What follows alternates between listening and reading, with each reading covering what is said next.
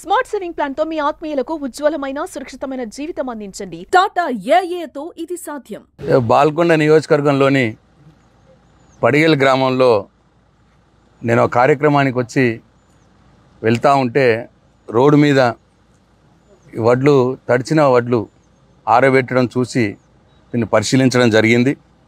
ఇక్కడ ఉన్న రైతులను అడిగితే 15 రోజులైంది, ఇంకా మా వడ్లు ఎత్తట్లేదు అన్న మాట చెప్తా ఉన్నారు. మరి ఇవైతే మొత్తంకి అసలు మొలకలు ఎత్తిపోయి ఇవాళ ఈ రైతు నష్టపోవాల్సిన పరిస్థితి వచ్చింది. దీనికి అంతటికీ కారణం ఈ రేవంత్ రెడ్డి గారికి అందాల పోటీల మీద రివ్యూలు 8 సార్లు రివ్యూలు చేసినాడు.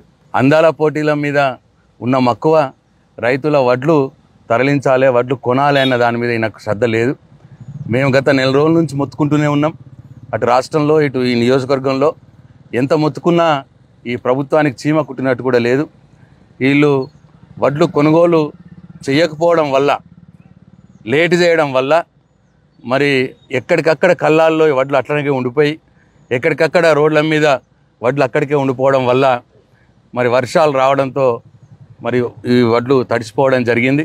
ఒకవేళ సరైన టైంలో ఎప్పటికప్పుడు వడ్లు మరి కొనుగోలు కేంద్రాల నుంచి రైస్ మిల్లుకి తరలించినట్టయితే మరి ఈ పరిస్థితి వచ్చేది కాదు. 15 రోజుల క్రితమే ఈ వడ్లు పోయి ఉంటే వర్షాలకి ఈ రైతు నష్టపోయి ఉండేవాడు కాదు. కావలసుకునే ఈ ప్రభుత్వం చేతగానితనం వల్ల, ఈ ప్రభుత్వానికి రైతుల మీద శ్రద్ధ లేకపోవడం వల్ల రేవంత్ రెడ్డి ముఖ్యంగా ముఖ్యమంత్రికి ఒక్కసారి కూడా ఈ వడ్లు కొనుగోలు మీద ఒక్కసారి కూడా మీటింగ్లు పెట్టిన పాపాన పోలేదు.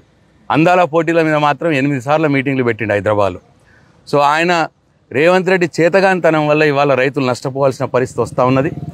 మరి ఇప్పుడు రైతులు చెప్తా ఉన్నారు, తడిచిన వడ్లని ఎవరు కూడా తీసుకోవట్లేదు, రైస్ మిల్లుకు పోవట్లేదు, కొనుగోలు కేంద్రాలకు కూడా తీసుకోవట్లేదు అని చెప్తా ఉన్నారు. నేను డిమాండ్ చేస్తూ ఉన్నా ఈ ప్రభుత్వాన్ని, ముఖ్యమంత్రి రేవంత్ రెడ్డిని డిమాండ్ చేస్తూ ఉన్నా, మీరు లేటు చేయడం వల్లనే, మీరు ఆలస్యంగా వడ్లు కొనుగోలు చేయడం వల్లనే, మీ నిర్లక్ష్యం వల్లనే ఇవాళ వర్షాలు రావడంతో ఇవాళ వడ్లు తడిసిపోవడం జరిగింది. కాబట్టి తడిసిన వడ్లని వెంటనే మద్దతు ధరతోటి ఇవాళ కొనుగోలు చేయాలి. మొత్తం అన్ని రకాల వడ్లను కూడా తడిచిన వడ్లని వెంటనే కొనుగోలు చేయాలని ప్రభుత్వానికి నేను డిమాండ్ చేస్తూ ఉన్నా.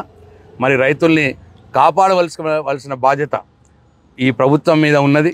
ఆ రోజు చాలా మాటలు చెప్పిర్రు, రైతు ప్రభుత్వం అని చెప్పినారు.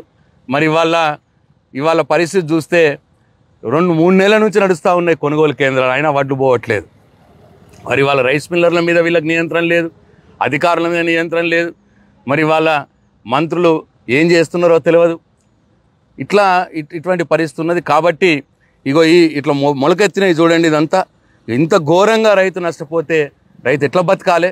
మరి ఇటువంటి వడ్లను కూడా వెంటనే ఇప్పుడు చెప్తా ఉన్నారు, నాకు బాల్కొండలో 4 రూపాయల కిలో కొంటున్నారట. ఇవన్నీ అటుకులు చేయడానికి, పేలాలు చేయడానికి వాడతామని చెప్పి మరి రైతులు 4 రూపాయల కిలోకు అమ్ముకోవాల్సిన దుస్థితి వల్ల వచ్చింది. కాబట్టి నేను ఈ ప్రభుత్వాన్ని డిమాండ్ చేస్తూ ఉన్నా, తడిసిన అన్ని రకాల వడ్లని, వర్షాలతో తడిసిన అన్ని రకాల వడ్లను వెంటనే కొనుగోలు చేయాలి, వెంటనే తరలించాలి. అట్లనే ఇవాళ 3 నెలలు అయింది వీళ్ళు వడ్లు కొనుగోలు స్టార్ట్ చేసి, ఇప్పటిదాకా బోనస్ రాలేదు. అన్ని రకాల వడ్లకి ప్రభుత్వం చెప్పినట్టు 500 రూపాయల క్వింటాల్కు బోనస్ కూడా వెంటనే వెయ్యాలి. ఎదురు చూస్తూ ఉన్నారు రైతులు, బోనస్ ఎప్పుడు వస్తుందా అని చెప్పి. ఈ 2 డిమాండ్లు, ఇప్పుడు మిగిలిపోయిన వడ్లను వెంటనే మరి రైస్ మిల్లర్లకు తరలించాలి.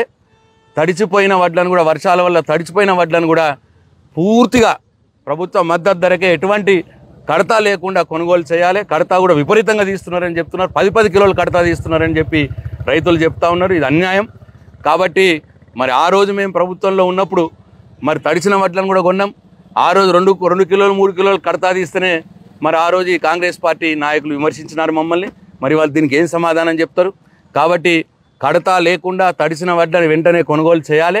ఇప్పటిదాకా కొన్న వడ్లకు 500 రూపాయల క్వింటాల్కు బోనస్ వాళ్ళు ఇచ్చిన మాట ప్రకారం వెంటనే బ్యాంక్ అకౌంట్లలో, రైతుల బ్యాంక్ అకౌంట్లో వెయ్యాలని చెప్పి నేను డిమాండ్ చేస్తూ ఉన్నా.